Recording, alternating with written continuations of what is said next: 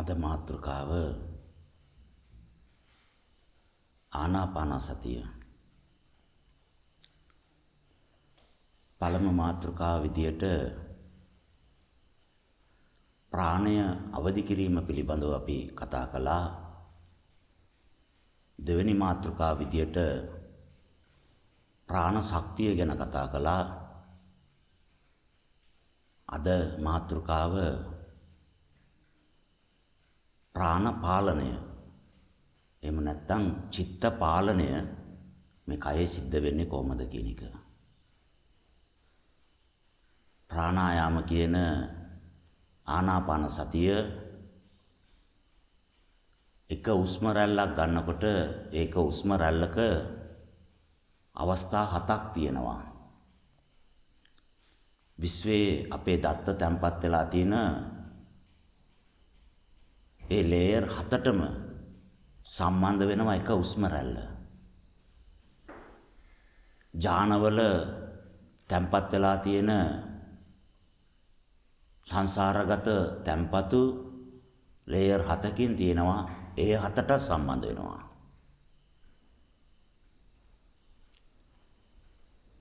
එක හුස්ම රැල්ලකට සම්පූර්ණ දත්ත පද්ධතියකට එක සැනෙම සම්බන්ධ වෙලා ඒකේ තියෙන තොරතුරු ගැලපෙන්නේ මොන ලේයරයට කියලා ඒකේ තොරතුරු අවදි කරගෙන ක්‍රියාත්මක වීමේ හැකියාව තියෙනවා. හුස්ම රැල්ල ගැන පරිස්සම් වෙන්න. අද විශේෂයෙන් තුන්වෙනි අවස්ථාව අපි කතා කරන්නේ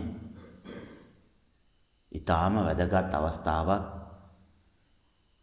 සංසාරයේ ගොඩාක් සත්වයෝ උත්තර හොයන අවස්ථාවක්. සිතවිලි පාලනේ නැහැ. සිත විසිරෙනවා. කොච්චර ඒකාග්‍ර වෙන්න උත්සාහ කෙරුවත් විසිරෙනවා. එහෙනම් ගහක කළු ගලක තිතක් තියලා ඒ තිත බවට පත් වෙන්න තපස් කරන්න පුළුවන් උනේ කොහමද? ඒ සිත එච්චර ඉන්දිකටු තුඩට ඒකාග්‍ර වෙන්න තරම් දක්ෂකම කොහමද තිබුණේ? එහෙනම් තපස්වරු අපි හොයන ප්‍රශ්නෙට උත්තරේ දැනගෙන ඉන්නවා. ඒ අය සිතේ ස්වභාවය පිළිබඳව, සිතේ ක්‍රියාකාරීත්වය පිළිබඳව අපිට වඩා යමක් දැනගෙන අපිට වඩා ඉදිරි පියවරවල වාසය කරනවා. ඒ නිසා අපි කරන්න උත්සාහ කරන දේ ඒගොල්ලෝ පාසුවෙන් කරමින් වාසය කරනවා. ප්‍රාණ පාලනය එහෙම නැත්නම් චිත්ත පාලනය. අපි දන්නවා ඇස කන දිව නාසය සමසිත කියලා ආයතන 6ක් තියෙනවා. ඒකේ මේ සිත කියන ආයතනය එයාට රූප පේන්නේ නැහැ. ශබ්ද ඇහෙන්නේ නැහැ, ගන්ධ සුවඳ දැනෙන්නේ නැහැ. මොකවත් ස්පර්ශ කරලා ස්පර්ශයෙන් ගෝචර කරගන්නත් බෑ. දැනට එහෙම හිතමු. එයා කරන්නේ ප්‍රාණය ඉන්ධනයක් වත් විදියට උපයෝගී කරගෙන තරංග හදලා තරංග නිකුත් කරන එක. අපි දන්නවා ගුවන් විදුලි තරංග, රූපවාහිනී තරංග, සංනිවේදන තරංග, රේඩියෝ තරංග මේ විදියට තරංග වර්ග ගණනාවක් තියෙනවා. හැබැයි කවුරුත් මේ චිත්ත තරංග ගැන කතා කරන්නේ නැහැ. ඇයි ඒ? ඒවා රේඩාර් වලට, සැටලයිට් වලට ගෝචර වෙන්නේ නැල්ලු. සිතකින් එළියට යන තරංගයක් අඳුනා ගන්න උපකරණ සොයාගෙන නැල්ලු. ඒ නිසා අදටත් මිනිස්සෙක් මොනවද හිතන්නේ, ඊළඟට මොනවද කරන්න යන්නේ කියන එක පිළිබඳව ලොකු කුතුහලයක් තියෙනවා මේ මහා පොළවේ. මේ මිනිස්සයා මොනවා කරයිද? කොයි වගේ මිනිසෙක්ද? අද මොනවද කරන්නේ? හෙට මොනවද කරන්නේ? හොඳට හිතවත් වුණාට පස්සේ කල්යාණ මිත්‍රයෙකු වගේ අපිට ලං වුණාට පස්සේ මොන වගේ වලකට අපිව දායිද? මේ මිනිස්යා නිදා යන මං නැති වෙලා අසරණ වෙයිද? සෑහෙන කුතුහලයකට ලක් වෙච්ච ප්‍රශ්නයක්. මේ සිත ප්‍රාණය උපයෝගී කරගෙන සිතුවිලි අදනවා, තරංග හදනවා. ඒ තරංග දැනගන්න පුළුවන් කියන එකක් දැනගත්තේ තපස්වරු. ඒ චිත්ත වීතිවල ධාරිතාවක් තියෙනවා, අණුවල භ්‍රමණ වේගයක් තියෙනවා, විසිරෙනකොට ගමන් වේගයක් තියෙනවා, travel speed, rotation speed, density. මෙන්න මේ තුන අඳුරගෙන සමවැදිලා එක බවට පත් වෙන්න පුළුවන් නම් පුදුම වැඩේ. කිසිම අභිරහසක් නැ, සේරම කතන්දර ටික ශ්‍රව්‍ය දෘශ්‍ය වගේ කාටුන් එකක් වගේ මැවිලා පේනවා. මේ මිනිස්සු ඇවිල්ලා ඉන්නේ අපිව රවට්ටන්න. මේ මිනිස්සු ඇවිල්ලා ඉන්නේ රහත් වෙන්න. මෙයා කියන තරම් හොඳ කෙනෙක් නෙමෙයි. පෙනුමෙන් නරකයි වගේ පෙනුනට සිතින් හරි අවංකයි, ප්‍රභාස්වරයි. තොරතුරු ටික දැනගන්නවා. එනා ලෝකයේ මිනිස්සු උනාට පස්සේ දැනගන්න තැනක ඉන්නවා. තපස්වරු වෙන්න කලින් දැනගන්න තත්ත්වෙ ඉන්නවා. කොච්චර අපිට වඩා පියවරවල් ඉදිරියෙන් ඉන්නවද? බුදුරජාණන් වහන්සේ සරණ ගිය ශ්‍රාවකයෝ විදියට අපිත් ඒ අභිරහස් දැනගන්න ඕනේ. ආනාපාන සූත්‍රය සූත්‍රයක් නෙමෙයි, ඒක අපේ පාරමිතාවක්. ආශ්වාසය ප්‍රාශ්වාසය සුළඟක් නෙමෙයි, ඒක විශ්වය පාලනය කරන්න අපට දීපු දායාදයක්, රජකමක්.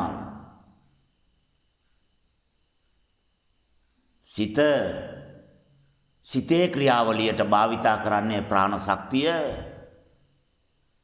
ඒ ප්‍රාණ ශක්තියේ අණු සිතේ ස්වභාවයට අනුව ප්‍රතිචාර දක්වනවනේ. ප්‍රාණයේ ස්වභාවයට අනුව සිත ප්‍රතිචාර දක්වනවනේ. අර නිදාගෙන පොරෝගෙන ඉන්න මිනිසයත්, පොරෝගෙන නිදාගෙන ඉන්න මිනිසයත් නින්දේදී අපිට පේන්නේ දෙන්නම පොරෝගෙන නිදිනේ.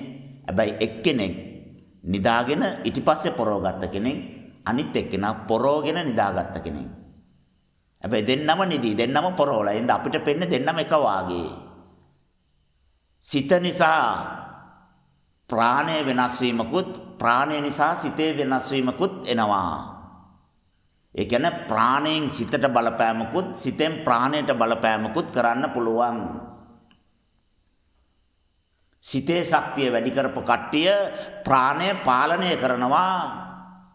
ඒ නිසා අදටත් අවුරුදු 3-4000ක් ජීවත් වෙමින් සිටිනවා.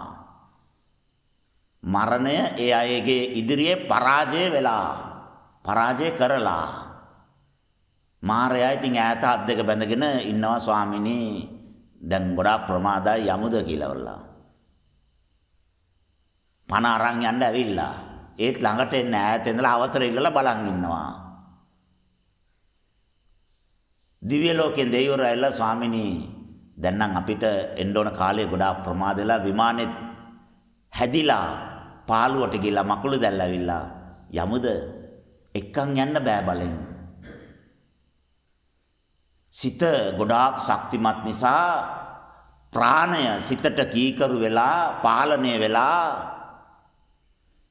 මහ පොළවේ ආයුෂ ශක්තිමත් වෙලා, සදාකාලික වෙලා නැහැ. උපරිම ලක්ෂයයිනේ ඉන්න පුළුවන්. ආයු ශක්තිමත් වෙලා. සමහර අවස්ථාවලදී රෝගාතුර වුණාම එක ඒවා කියවනවා. මොනවද කියන්න ඕනේ කියන එක පිළිබඳව පාලනයක් නැහැ. පේන්නේ නැහැ, දැනෙන්නේ නැහැ. කවුරු හරි ළඟට ආවම කවුද? අපි කියනවා ස්වාමීනි මං අසුවලා. අසුවලා කියන්නේ කවුද? එතකොට අපි දන්නවා සිතට හඳුනා ගන්න බෑ. ඇයි ඒ? ප්‍රාණය දුර්වල වෙලා. ප්‍රාණය දුර්වල වුණාම සිත දුර්වල වෙලා. තොරතුරු තියෙනවා අඳුන ගන්න බැරි තත්ත්වයට විකෘති වෙලා.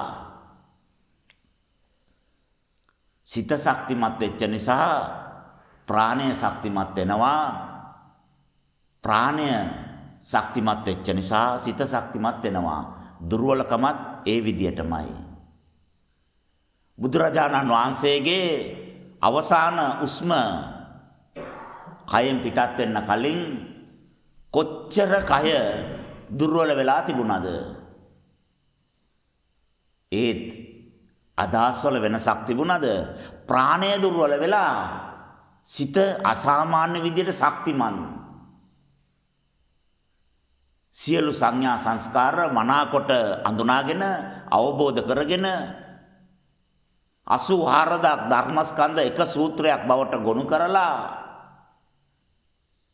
සබ්බ පාපස්ස අකරණං කුසලස්ස උපසම්පදා සචිත්ත පරියෝ දපනං ඒතං බුද්ධානුශාසනං කියලා දේශනා කළා. සියලුම සූත්‍රවල සාරය අන්තර්ගත කළා. එච්චර සිත සිහියෙන් ශක්තිමත්ව කටයුතු කළා. ප්‍රාණය ඉටගෙන ඉන්න බැරි තරම් ඇවිද ගන්න බැරි තරම් එක ඉරියව්වක ඉන්න බැරි තරම් අවම වෙලා දුර්වල වෙලා පිටත් වෙන්න ලෑස්තිත් වෙලා. සිත ශක්තිමත්නේ. සිත තීරණය කරනකම් මොකවත් කරන්න බෑ. පාලනයෙන් යුක්තයි. එතකොට අපි ආස්වාස ප්‍රාස්වාස කියලා මේ ගන්න උස්ම රැල්ල ප්‍රාණයනේ. අපි මෙච්චර කාලක් උලන් බොනවා කියලාද හිතාගෙන හිටියේ නායෙන්.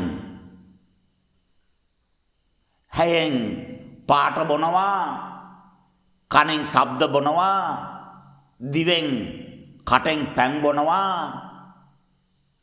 කයෙන් ස්පර්ශයයි සංවේගයයි බොනවා, නායෙන් උලන් බොනවා. ඔක්කොම බොනවා අපි. ඒම අපි හිතාගෙන හිටියානම් එක තැනක් වැරදි. නාසය සම්බන්ධ ගත්ත අදහස වැරදි. ආස්වාස ප්‍රාස්වාස කරන භාවනා යෝගියා නාසය කරන කොටගෙන ප්‍රාණය බොමින් පවතිනවා. යා පන තමයි බොන්නේ. මේ උස්ම රැල්ල කයට ගියාම හැම සෛලයකටම ප්‍රාණය ලැබිලා ඒ ප්‍රාණය ශක්තිමත් වෙලා මේ කය නිරෝගිමත් වෙලා ශක්තිමත් වෙලා දීර්ඝායුෂ වෙනවා. මෙච්චර කාලයක් උස්ම ගත්ත අපිට මේ පොඩ්ඩවත් තේරුම් ගන්න බැරි වුණා.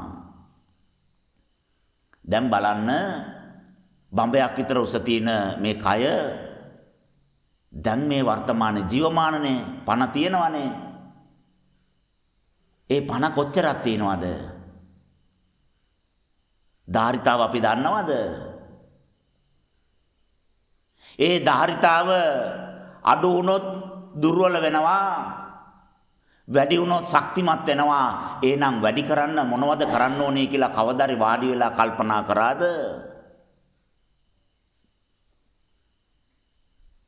දැන් ඒකට අවශ්‍ය කාලය එළඹිලා. උස්ම රැල්ල සරණ යන්න කාලය පැමිණිලා. ආනාපාන සති සූත්‍රය අපේ පැවිදිකම විදියට පොරව ගන්න කාලය එළඹිලා. ප්‍රාණ අණු දෙකේ ඉඩස වැඩි වුණොත් සිතේ විසිරෙන වේගය වැඩි. හොඳට මතක තියාගන්න. සිතේ භ්‍රමණ වේගය වැඩි නම් ප්‍රාණය ඉන්ධන වශයෙන් භාවිතා කරනකොට ඒත් සිතුවිලි වල විසිරෙන ස්වභාවය වැඩි. සිත විසිරෙන්න හේතු දෙකක්. මූලික දෙක අදාගමු, පස්සේ ඊටු ටික කතා කරමු. ප්‍රාණ අණු දෙක අතර ඉඩස අවකාශය වැඩි වුණොත් ඒ අණුව සිතත් එක්ක එකතු වෙනකොට විසිරෙන වේගය වැඩි. සිතේ ස්වයං භ්‍රමණ වේගය වැඩි නම් ප්‍රාණය උපයෝගී කරගත්තාම ඇති කරන සිතිවිලි වල විසිරෙන ස්වභාවය වැඩි. විසිරෙන්න පුළුවන් අවස්ථා දෙකක්.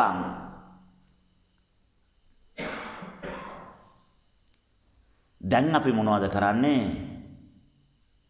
මේ අණු දෙක අතර ඉඩස වැඩි නිසානේ අයියෙන් භ්‍රමණය වෙන්නේ.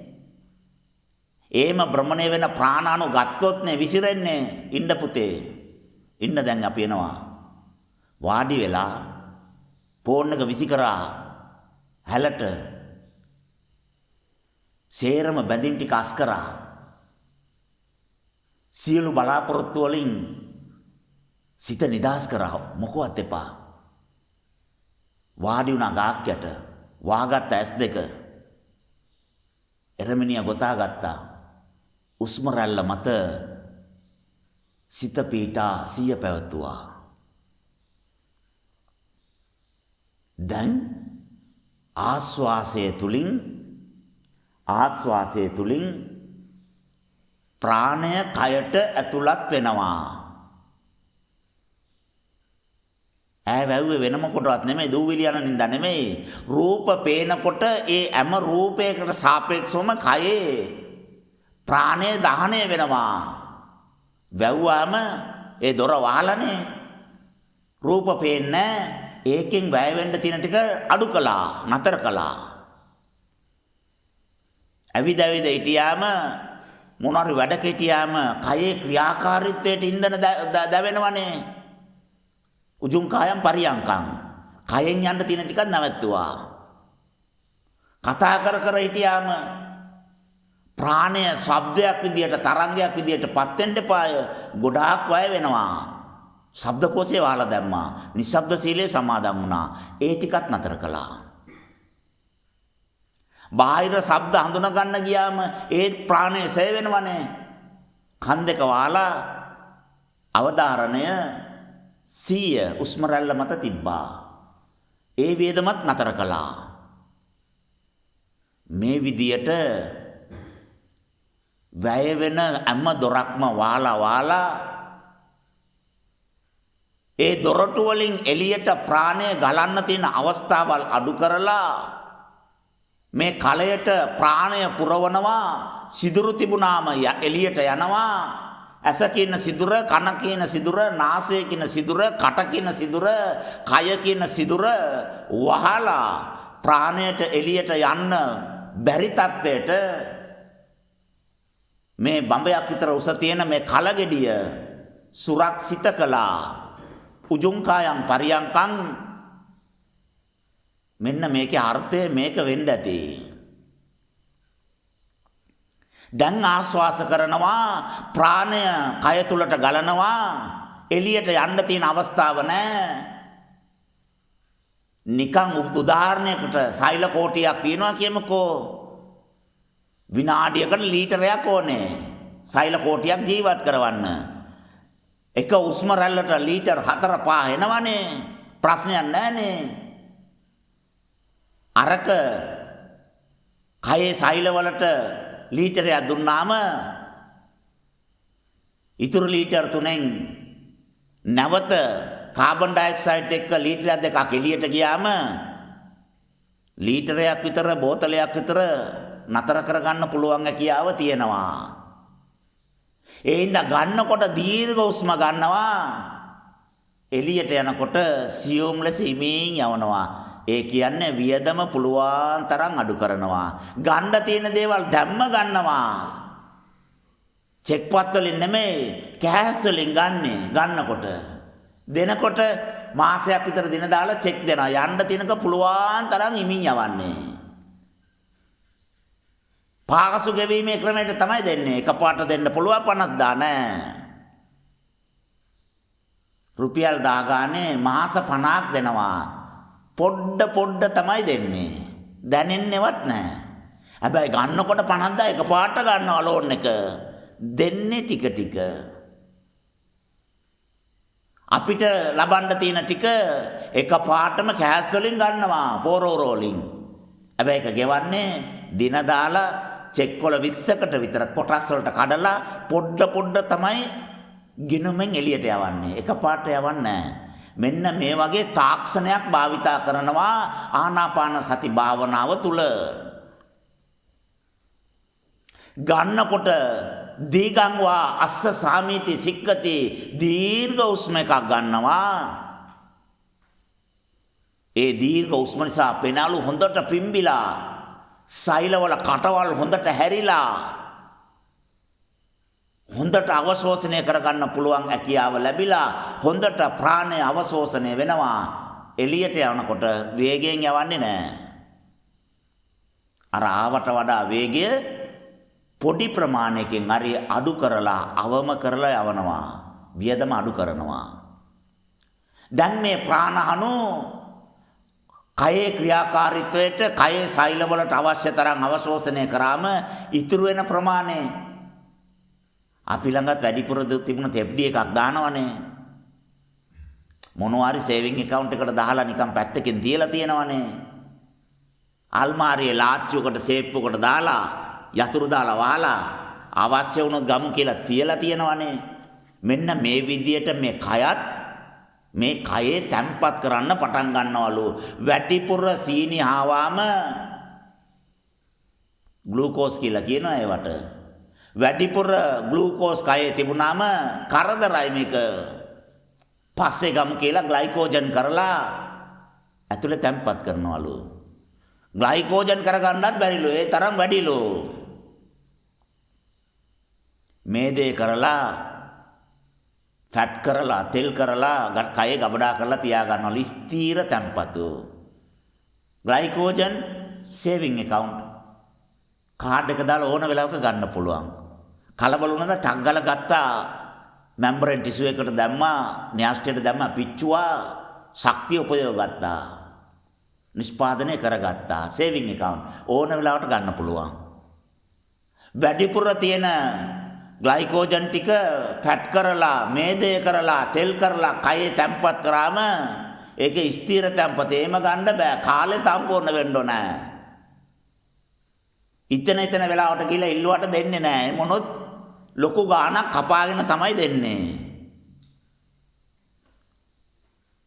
එහෙනම් දවස් දෙකක් බඩගින්නේ ඉන්නකොට ශක්තිය ඕනවට වඩා සය වෙනකොට කලන්ත වගේ දැනෙනකොට තමයි ඒගොල්ලෝ කියන්නේ දැන් නම් කාලේ හරි FD එක රිලීස් කරමු කියලා. දැන් අර මේදය දහණය වෙලා ශක්තිය නිෂ්පාදනය කරන බලන්න මේ කයේ මෙච්චර ලොකු ක්‍රමවේදයක් තියෙනවා. මේ ශක්තිය පිළිබඳව සීනි පිළිබඳව එහෙනම් අඹුල් පිළිබඳව තිත්ත රස පිළිබඳව කාට රස පිළිබඳව කිරි රස පිළිබඳව මිරිස් රස පිළිබඳව මේ රස හතට මේ වගේ සමීකරණ තියෙන්න බැරිද? මේ පැණි රස පිළිබඳව විතරද මේ සමීකරණ තියෙන්නේ? අනිත් රස 6 පිළිබඳවත් මේ විදියටම සමීකරණ තව 6ක් තියෙනවා.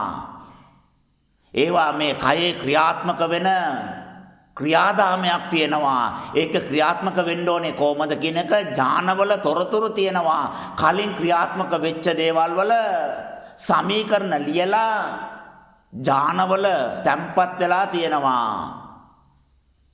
ටැටු එකක් කෙටුවා වාගේ සමීකරණය ඥානවල කොටලා තියෙන්නේ. මේම එකක් ආවොත් මෙන්න මේ රසායනික ද්‍රව්‍ය මේ තොරතුරු ගන්න මේ විදියට ඇන්ටිබොඩි එක හදන්න මේ විදියට මර්ධනය කරන්න හේතුව කලිනුත් මේම එකක් ඇවිල්ලා මේ විදියට තමයි ඇන්ටිබොඩි එක ඇදුවේ. මේම තමයි මර්ධනය කළේ. මේම තමයි කය බේරගත්තේ. ආවොත් අඳුනගත්තොත් ප්‍රාණය හඳුනා ගන්නවනේ අතුරු වෙච්ච ගමන් ටක් ගාලා මේ පියවර ගන්න.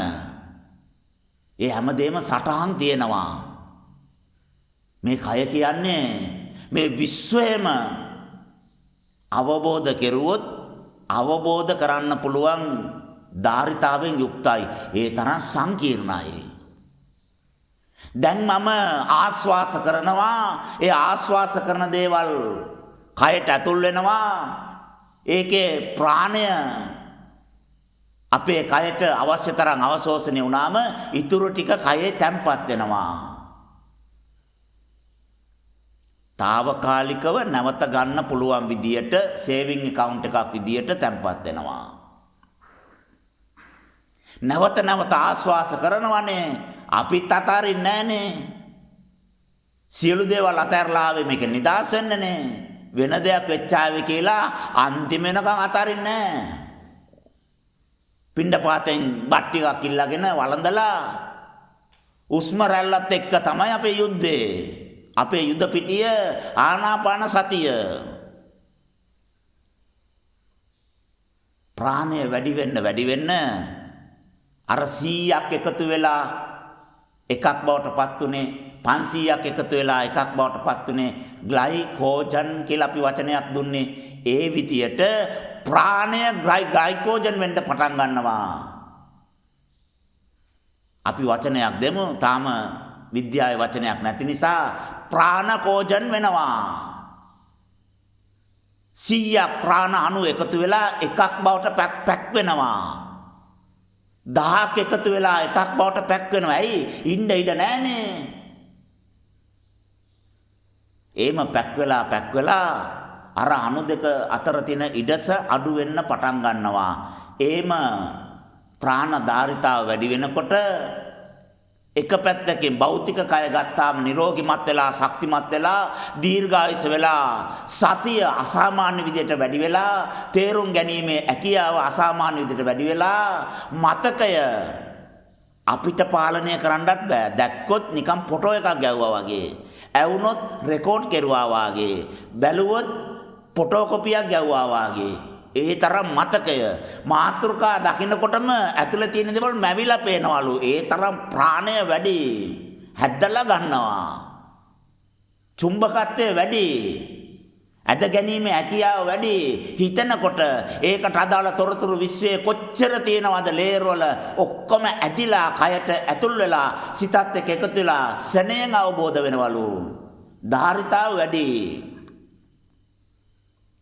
බුදුරජාණන් වහන්සේට අසම සමයි කියලා කිව්වේ, ශ්‍රේෂ්ඨ කියලා කිව්වේ, ජේෂ්ඨ කියලා කිව්වේ, අග්‍ර කියලා කිව්වේ මෙන්න මේ හේතුව නිසා. අසම සමයි.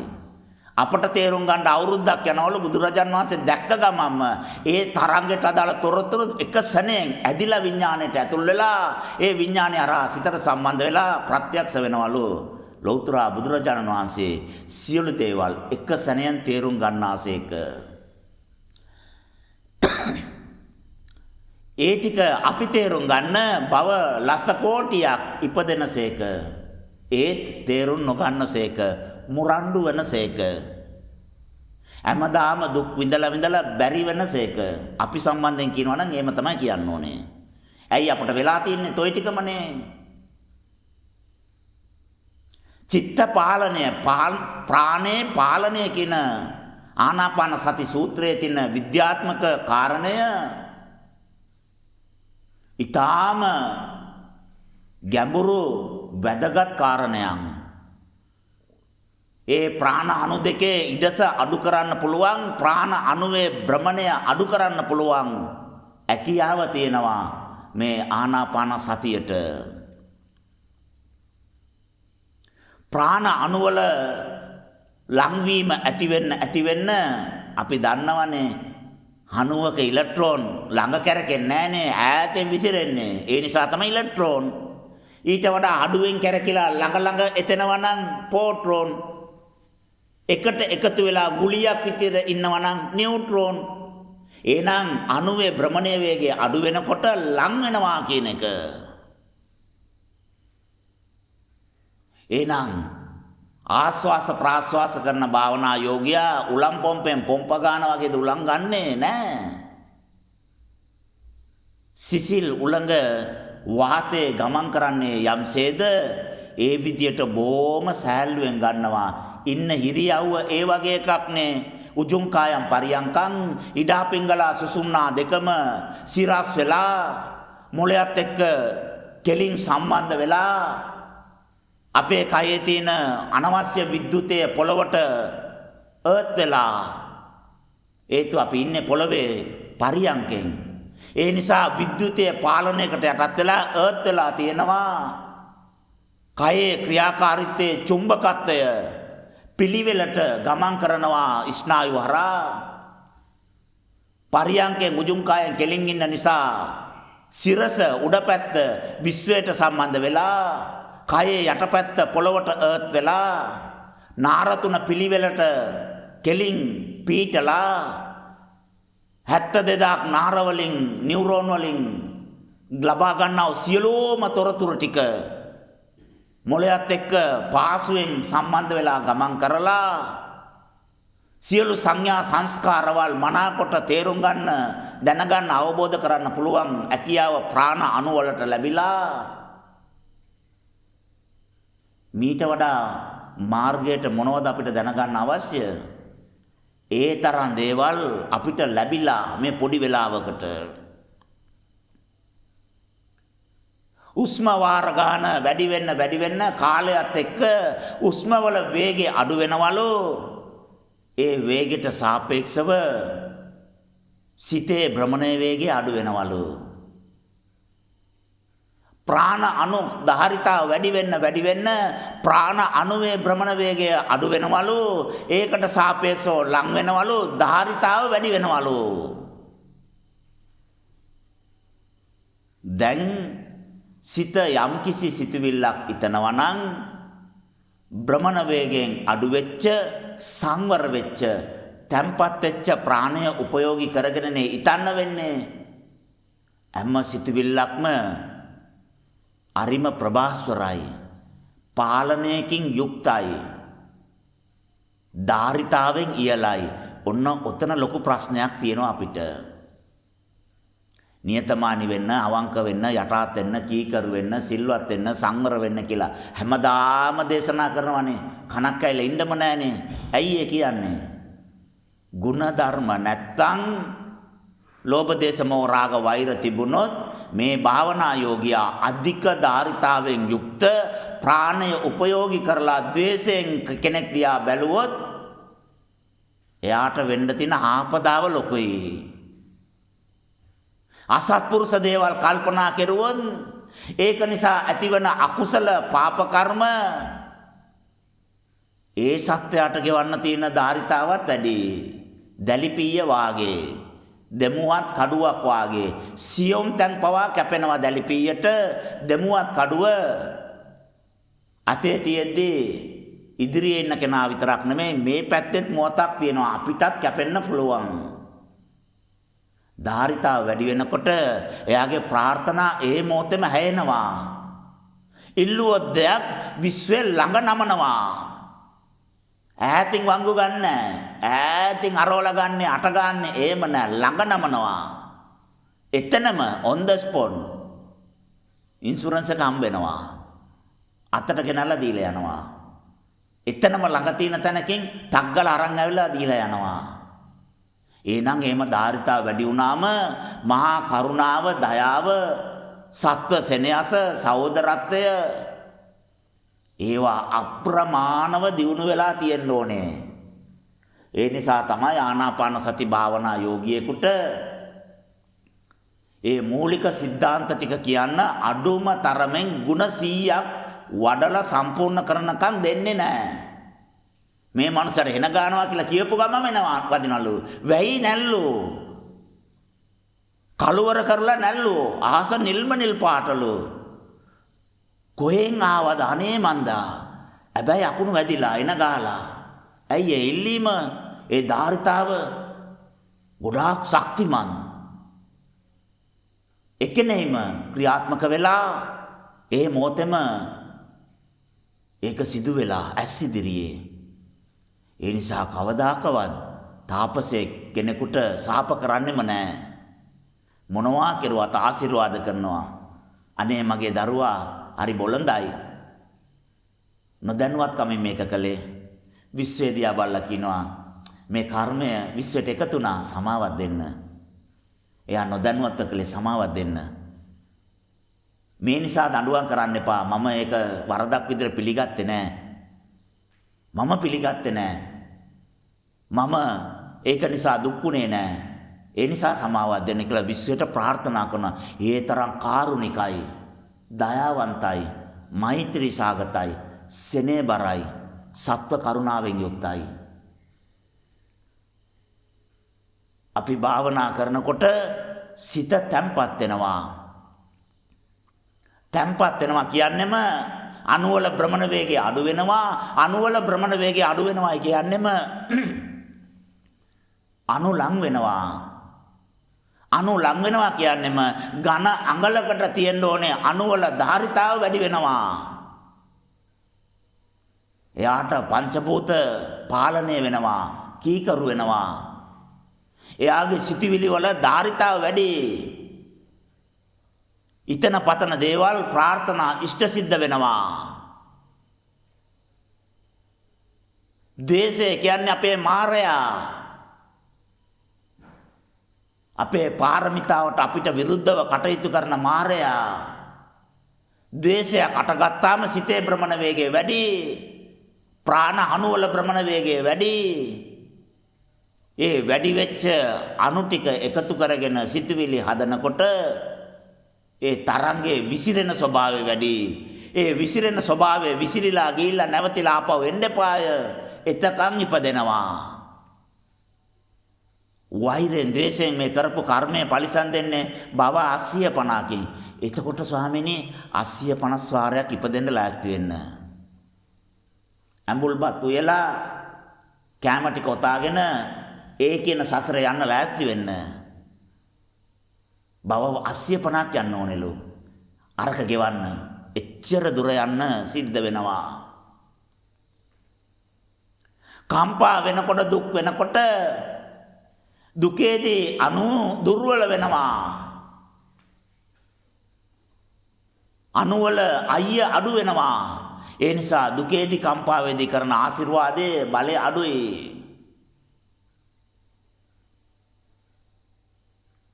ද්වේෂයේදී කරන ආශිර්වාදය පරිසම් දෙන්න ඒ සත්‍යය බව ලස ගානක් යන්න ඕන. ඊට පස්සේ තමයි ප්‍රතිඵලය හම්බෙන්නේ. දුර වැඩි. තම්පත් මනසක්, සංසුන් මනසක්, නිවිච්ච මනසක්, අණුවල භ්‍රමණ වේගය අඩු වෙච්ච ප්‍රාණ ශක්තියක්, අණු අතර ඉඩස අඩු වෙච්ච ප්‍රාණ ශක්තියක්, ඝන අඟලකට තියෙන්න ඕනේ ප්‍රාණ අණු 10 ගුණයකින් 20 ගුණයකින් ධාරිතාව වැඩි කරගත්ත ප්‍රාණ ශක්තියක් එකතු වෙලා අදන යම් කිසි තරංගයක් තියෙනවද, චිත්ත වීතියක් තියෙනවද, දිට්ඨ ධම්ම වේදනීය කර්ම. පෘථුවිය භ්‍රමණය වෙන්න පැය 24ක් යනවලු. 24ට කලින් පරිසම් දෙනවා. දවසම පරිසම් දුන්නේ නැහැ. දැන් පැය කීයක් ගියලාද? 23ක් ගියලා. තවත් විනාඩි 60ක් තියෙනවා. 23යි විනාඩි 59න් හරි පරිසම් දෙනවා. පැය 24කට කලින් පරිසම් දෙනවා. සමහරට විනාඩියෙන් පරිසම් දෙන්නත් පුළුවන්. එහෙනම් අපේ සිතේ පාලනය ඒ වාහනේ පැදවීමේ රියදුරු කියන බලය අපිට හම්බ වෙනවා. සිතුවිලි සංවර වෙලා පාලනය වෙලා කීකරු වෙලා අපිට ඕන විදියට සිතුවිලි නිර්මාණය වෙන්න පටන් ගන්නවා. ප්‍රාණයේ ධාරිතාව වැඩි වෙනකොට ඒකට සාපේක්ෂව ප්‍රාණය නිවෙනවා, තැම්පත් වෙනවා. ලේයර් අතෙන් උඩම ලේයර් වල තියෙන තැම්පතු ක්‍රියා විරහිත වෙනවායි. ඒක පරිභෝජනය කරන තරංග ධාරිතාව සිතෙත් නැහැ, ප්‍රාණෙත් නැහැ. උඩම තියෙන තරංග 1 2 3 අතරලා 4 5 6 7 පාවිච්චි කර තැනට එනවා. උත්පත්තියෙන්ම තීට මානසිකත්වයෙන් යුක්තයි. අරිම තැම්පත්, අරිම සංසුන්, අරිම විවේකයි. කලබලයක් ඇත්තෙම නැහැ. අහිංසක කෙනෙක්. එහෙම මිනිස්සු කියනවා. ඇයි ඒ? ප්‍රාණ අණු තැම්පත් වෙලා ධාරිතාව වැඩි. සිත තැම්පත් වෙලා කොච්චර කලබලෙන් අපි කතා කරත් උත්තරේ හරිම මුරුදුයි. හරිම සෑල්ලුයි. සරලයි. ඇයි? අඩු ලේයර් වල තොරතුරු වලින් තමයි කතා කරන්නේ. අඩු ලේයර් වල තියෙන තොරතුරු වලට අනුව තමයි හිතන්නේ, ඇසිරෙන්නේ, ජීවත් වෙන්නේ. ආනාපාන සතිය ප්‍රාණායාමය අපේ පැවිදි ජීවිතය මෙච්චර විද්‍යාත්මක කරන්න පුළුවන්. අපේ චරිතය මේ විදියට අලුත් අර්ථකථනයකට පරිවර්තනය කරන්න පුළුවන්.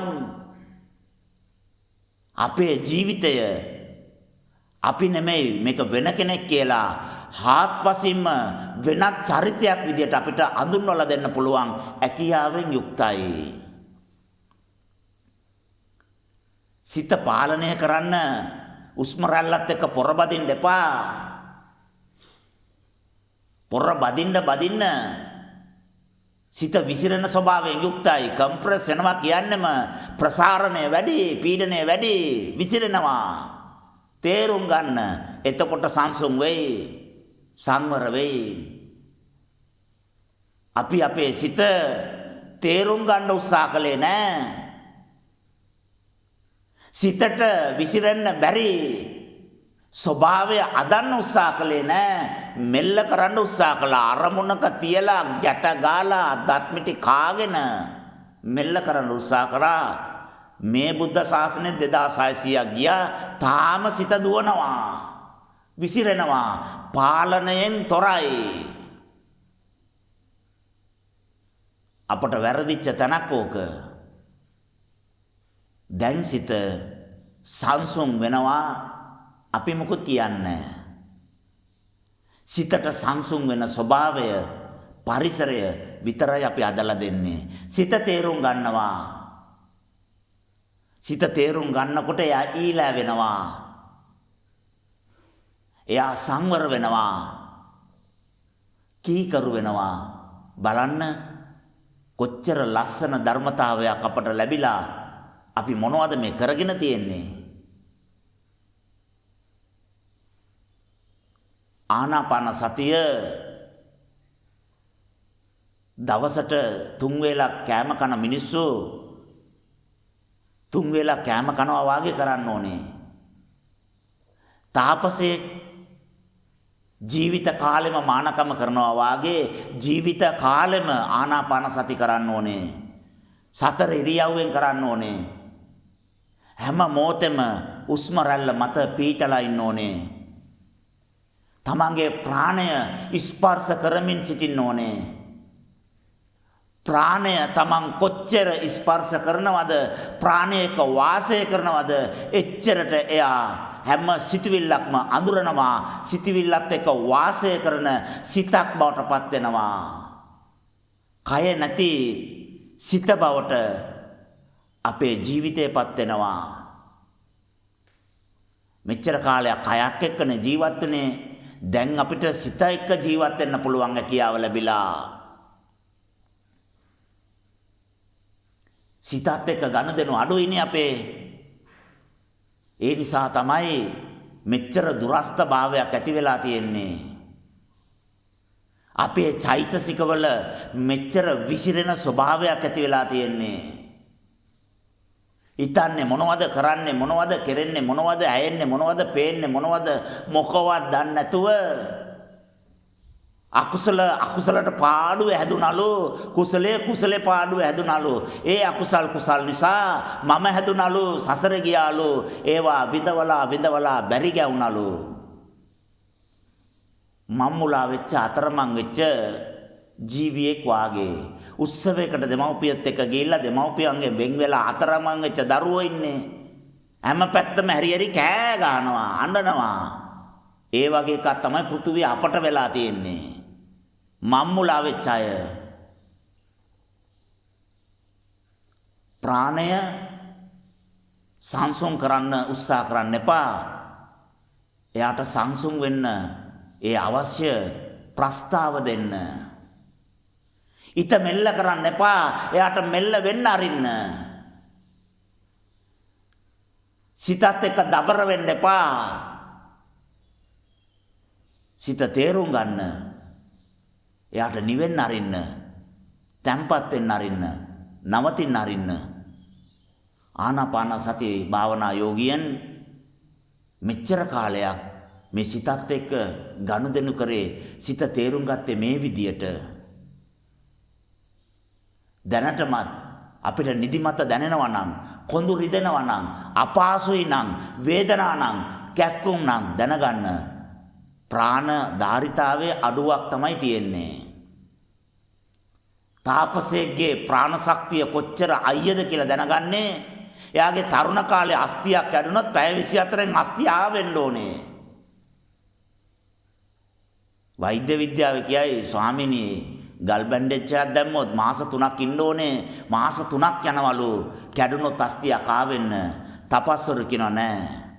ප්‍රාණය තමයි ඇට්‍රැක්ටිව් ෆෝස් එක තමයි මේ අණු එකතු කරලා අල්ලන්නේ. ඒකේ ධාරිතාව තාපසයේ ධාරිතාවට සමාන වෙලා තියෙනවා නම් ඒ තරම් බ්‍රහ්මචර්යා සීලයෙන් ප්‍රාණය කයේ තැම්පත් කරලා තියෙනවා නම් ඒ තැම්පතුවේ ධාරිතාවට පැය 24න් ඒ අස්තිය නැවත ආකරවලා යථා තත්ත්වයට පත් කරන්න පුළුවන්ලු.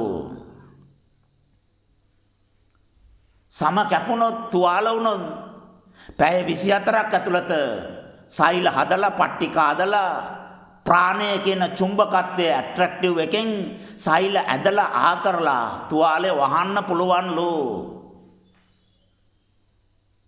සමහර ආගම්වල සමහර කතා අපි අහලා තියෙනවානේ.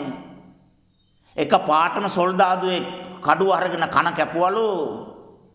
ජේසුස් වහන්සේ කන අරගෙන ඒ කැපිච්ච තැනට තියලා මහා කරුණාවෙන් ආශිර්වාද කරාම කන තිබිච්ච විදිහටම ආ වුණාලු. සෛලනේ ඇට්‍රැක්ටිව් රිපල්සිව් ෆෝස් එකනේ. ඉතින් ඇට්‍රැක්ටිව් ෆෝස් එක වැඩි කරුවාම ඉතින් සෛල දෙක එකතු වෙනවා. ගම් ගැව්වා වගේ හැලවෙනවා. යථා තත්ත්වයටපත් වෙනවා. අතේ ලේ තියෙනවා තුවාලේ නැහැ. කැඩුනා නෙමෙයි අණු වෙන් වුණා. ඉතින් ලං කරන්න ඉතින් ඇට්‍රැක්ටිව් ෆෝස් එක හරියට පාවිච්චි කරන්න ඒ විද්‍යාවේ තාපසයා දන්නවනම් මොනවද කරන්න බැරි මා පොළවේ. වතුර උඩ හැවිදුනාලු අපි වතුරට කකුල තිබ්බම යට ගියාලු.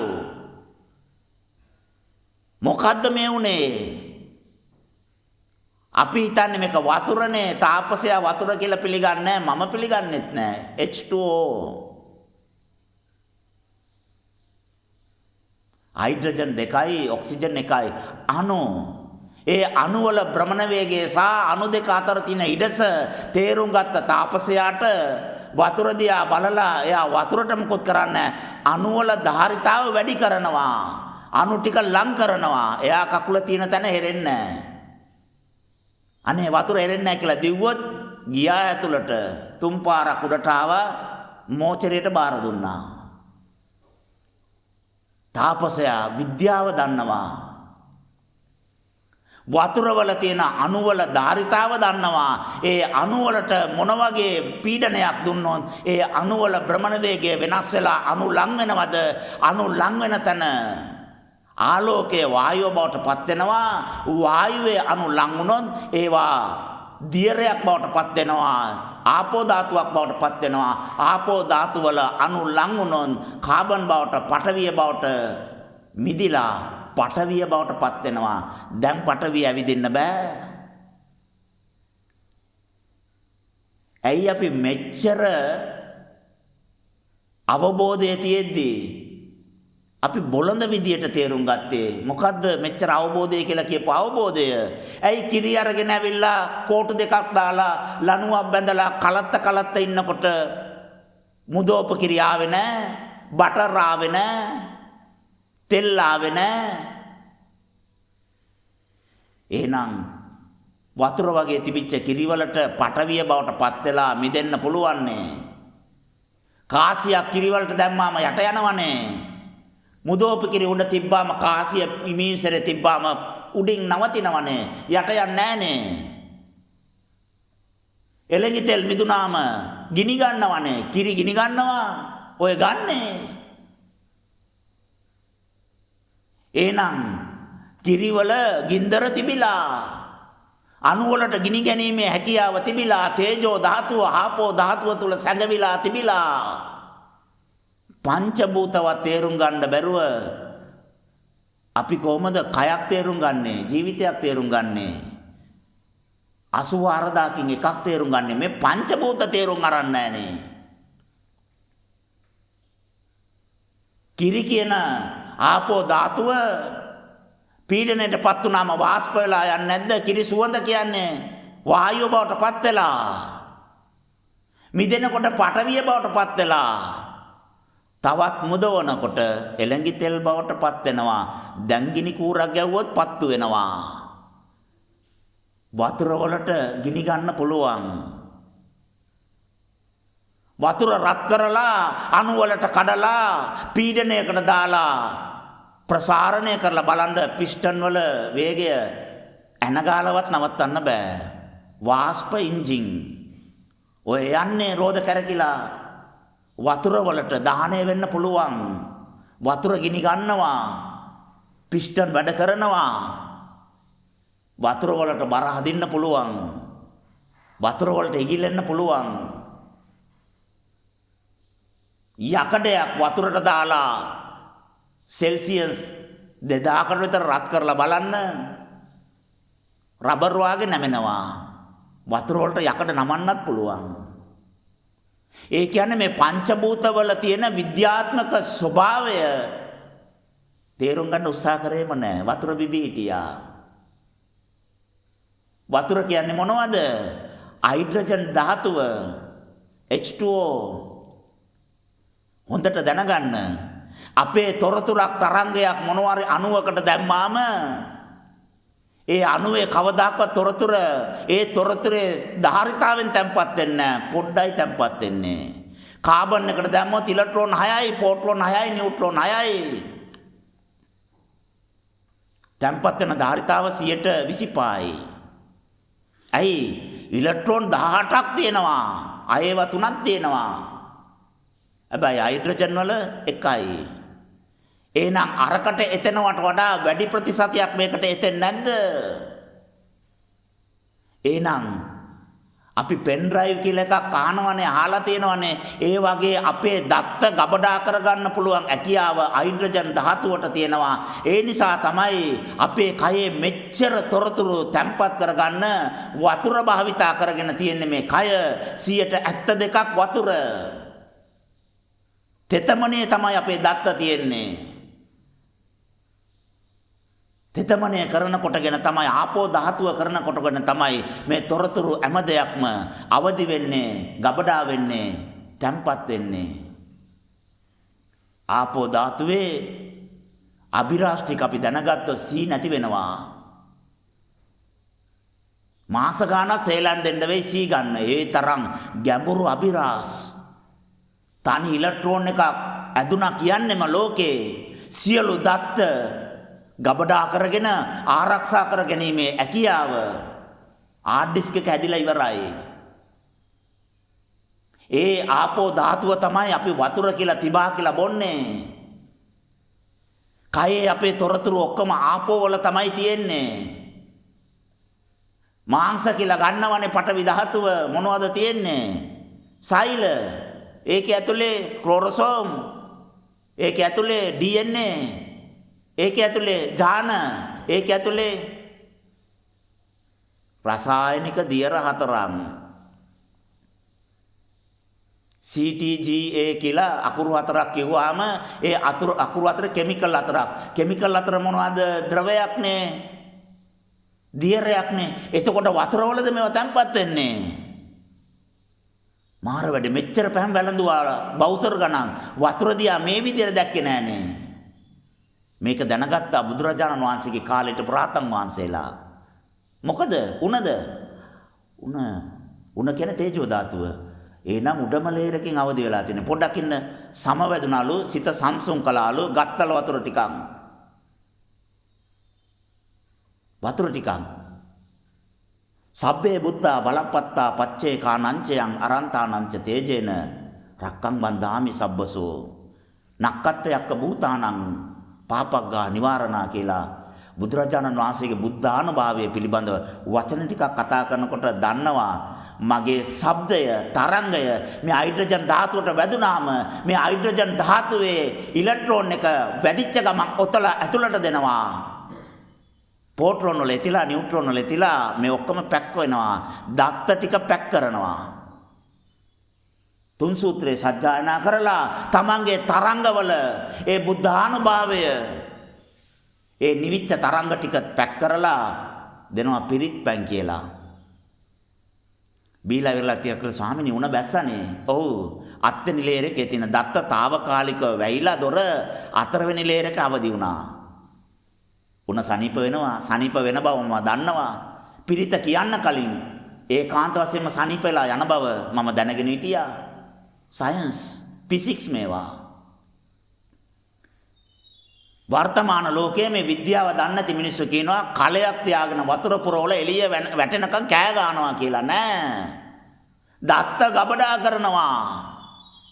අකුසල ක්‍රියාත්මක වෙලා පව් ක්‍රියාත්මක වෙලා සසරේ දුක් විඳ සත්‍යයගේ උඩ තරංගවල තියෙන දත්ත తాවකාලිකව යටපත් කරන්න සංසුන් කරවන්න කුසලයට අදාළ පින්වලට අදාළ අභ්‍යන්තරයේ තියෙන ගැඹුරු තොරතුරු ටික අවදි කරන්න දුක අඩු කරගෙන මේක තේරුම් අරගෙන වඩාගෙන ඉදිරියට යන්න පුළුවන් පරිසරයේ මානසිකත්වය දෙන්න මගේ ළඟ තියෙන ಗುಣ ටික මට තැම්පත් කරන්න තැනක් නැහැ.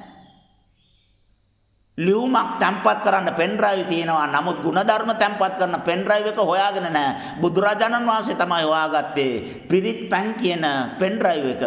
මම මගේ ಗುಣධර්ම ටික මේ ආපෝ ධාතුවේ තැම්පත් කරමින් සිටිනවා. රාතෙක්ගෙන් පිරිත් කරලා බීලා බලන්න ජීවිතේ කන පිට ඇරෙනවා. අනාගාමී කෙනෙක් පිරිත් කරලා බීලා බලන්න ජීවිතේ අසාමාන්‍ය විදිහට අවබෝධ වෙනවා. අට සමාපත්තිය උපදවගෙන මහා ප්‍රඥාවෙන් වැඩ ඉන්න තාපසයෙක් පිරිත් කරපු පැන් ටිකක් බීලා බලන්න ඔළුවෙන් ඉටගත්තා වගේ දැනෙනවා.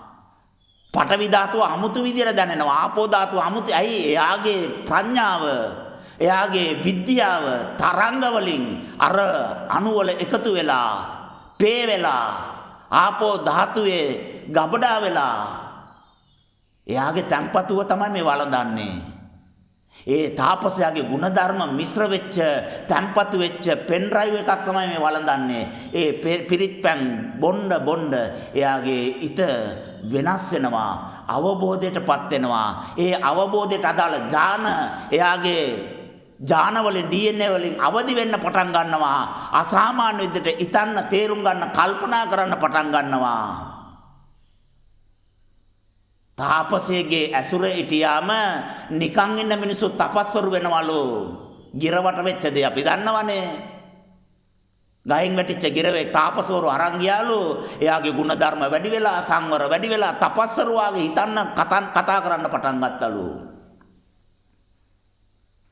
එහෙනම් තාපසයෙක් ළඟ හිටියාම එයාගේ චිත්ත වීති එළියට යනකොට තරංග අපිට වදිනකොට අපේ DNA මෙච්චර වෙනස් වෙනවා නම්, අපේ මනසේ ප්‍රබාසර භාවය ಗುಣධර්ම මෙච්චර ශක්තිමත් වෙනවා නම්, එයාගේ තරංග ගබඩා කරලා පැක් කරපෝ ඒ පෙන් ඩ්‍රයිව් එක ගිල්ලොත් කොහොම තියෙයිද? ඒ පිරිත් පැන් ටිකෙන් නාගත්තොත් කොහොම තියෙයිද? එහෙනම් මේවා මිත්‍යාවල් නෙමෙයි. මේවා දේවාල විනය කර්ම නෙමෙයි. බුදුරජාණන් වහන්සේගේ භෞතික විද්‍යාව, ජීව විද්‍යාව, රසායනික විද්‍යාව. හැබැයි ඒ තැම්පත් කරන තරංගවල ಗುಣ තියෙන්න ඕනේ. ඒකට අදාළ පාරමී තියෙන්න ඕනේ. නැත්නම් ප්‍රතිඵලයේ බිඳුවයි.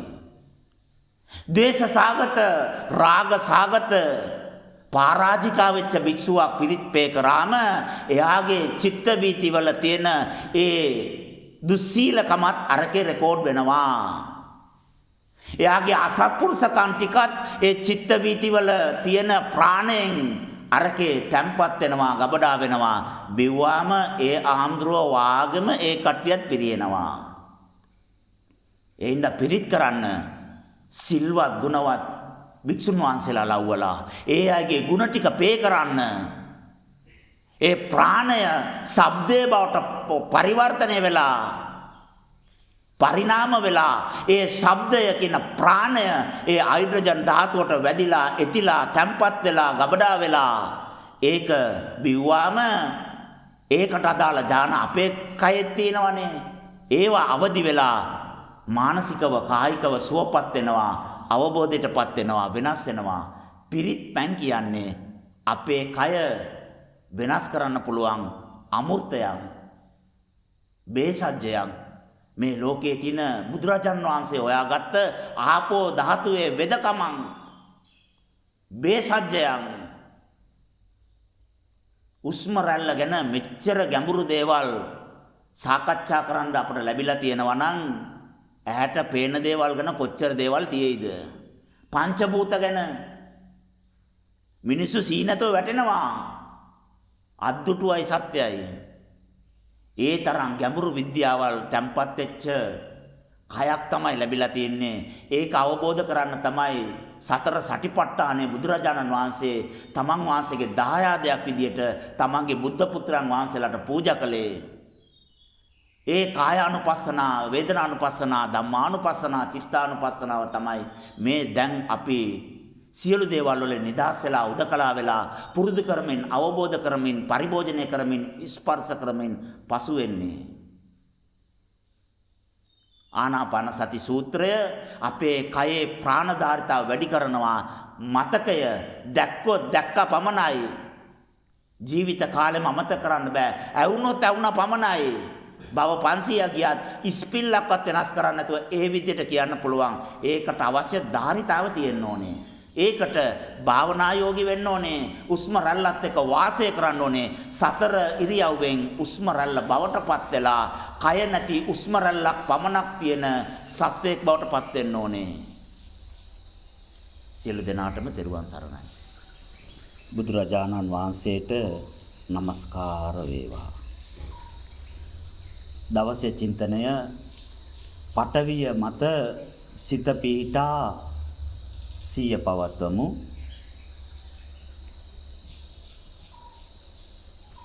මගේ කුසගින්න නිවීම පිණිස පඨවිය දානය බවට පත් වුණා. මගේ කුසගින්නට බත් උයන්න ඕන නිසා පඨවිය මේ මිනිස්සු බවට පත් වුණා. මට මගේ කකුල රිදෙන්නේ නැතුව යන්න ඕන නිසා පඨවිය තාරපාර බවට පත් වුණා. මට ප්‍රාණවායුව අදලා දෙන්න ඕන නිසා පඨවිය ගස්කොළන් බවට පත් වුණා. මගේ කයේ රස්නේ නිවන්න ඕන නිසා පඨවිය අණු වලට කැඩිලා වායුව බවට පත් වුණා. මගේ සීතල දරා ගන්න පුළුවන් විදියට පඨවිය අණු වලට කැඩිලා භ්‍රමණය වෙලා රස්නේ බවට පත් වුණා. මම දකින ගනුදෙනු කරන ස්පර්ශ කරන හැම දේ තුළම පංචභූත ස්වභාවය තියෙනවා. ඒකේ පඨවි කොටස විතරක් සතර ඉරියව්වෙන් දකිනවා. වැදුනොත් වාල වෙයි. අකුසල තිබුණොත් ක්‍රියාත්මක වෙයි. ඒක ක්‍රියාත්මක වෙන්න පුළුවන් විදියට පඨවිය කළු ගලක් බවට පත් වුණා. වැටුනොත් අස්ති කැඩෙයි. වැටිලා කැඩෙන්න ඒ කර්ම තිබුණොත් පඨවිය රොම් මඩ බවට පත් වෙලා ලිස්සන සුළු වෙලා මගේ අස්තිය බිඳලා දානවා. මං වෙනුවෙන් මගේ කර්ම වෙනුවෙන් පැය 24 පුරාම පඨවිය වෙනස් වෙමින් පවතිනවා. පරිණාම වෙමින් පවතිනවා. එක එක ස්වરૂපයෙන් ස්වභාවයෙන් පඨවිය මගෙත් එක්ක ගනුදෙනු කරනවා. මම විවිධ වූ වෙනස් වූ විවිධ ස්වභාවයෙන් යුක්ත වූ පඨවිය පරිභෝජනය කරමින් සිටිනවා. මෙන්න මේ අවබෝධය මේ විද්‍යාව මත සිත පීඨවමු. පඨවිය මත පඨවි ස්වභාවය මත සිත පීඨා සිය පවත්වමු. තෙරුවන් සරණයි.